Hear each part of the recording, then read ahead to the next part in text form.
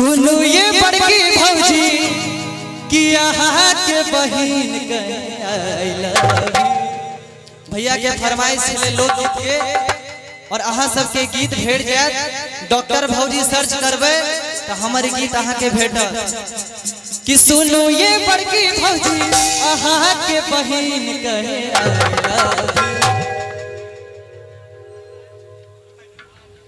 चाचा 500 के धारा एक एक साग धारा होई कि सुनो ये बड़की भौजी यहाँ के बहिन कहे आई लव यू।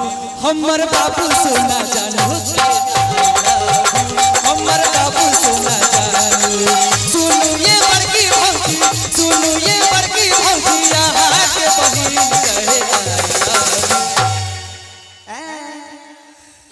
की कहलिए कि सुनो ये बड़की भौजी यहाँ के बहिन कहे आई लव यू। हमर बाबू सोना जानू कहे आई लव यू। हमर बाबू सोना जानू।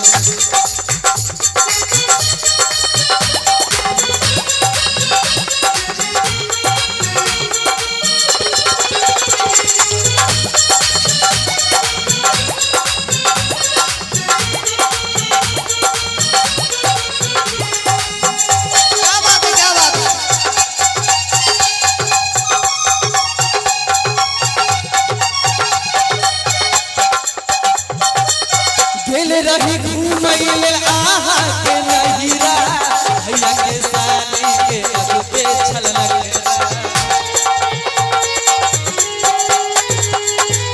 गेल रही घूमैले आहा के नहिरा भैया के साली के अब पे छलना घेरा। कमला के काट का है कमला के काट का है करबै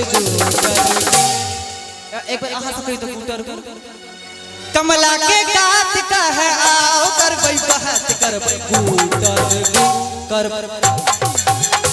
लुलु लु नहीं कूटर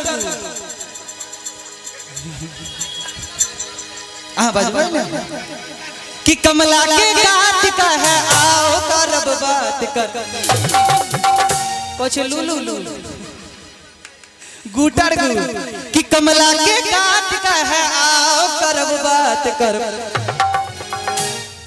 कि कमला के काट का है आया काट कहू आई लव यू कहू आई लव यू। भाई के थपड़ी बजा दियो हम सब गोटे कि कमला के काट का है आहू करब बात करबै करबै कूटर हमर बाबू सोना जानू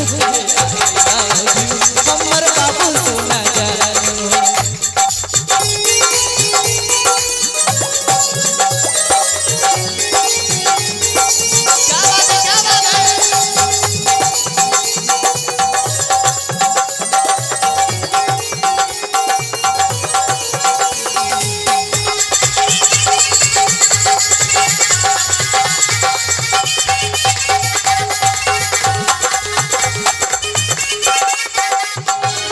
और ये गीत की रचना राधे भैया कहने छथिन बहुत बहुत आभार होगा।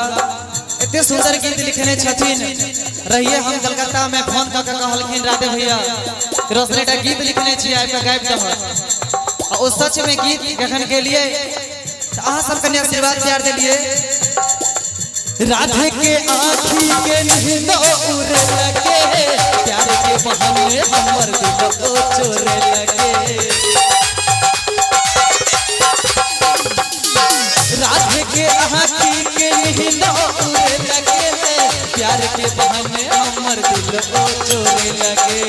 फोन तक हमरा तंग करैया चैटिंग और वीडियो कॉल में डूबल रहिया।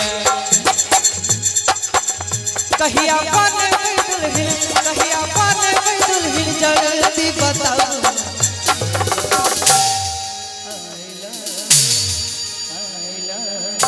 हमर बाबू सोना जानू हमर बाबू सोना जानू। सुनो ये बड़की भौजी सुनो ये बड़की भौजी यहाँ के बहिन कहे आई लव यू कहे आई लव यू हमर बाबू सोना जानबू कहे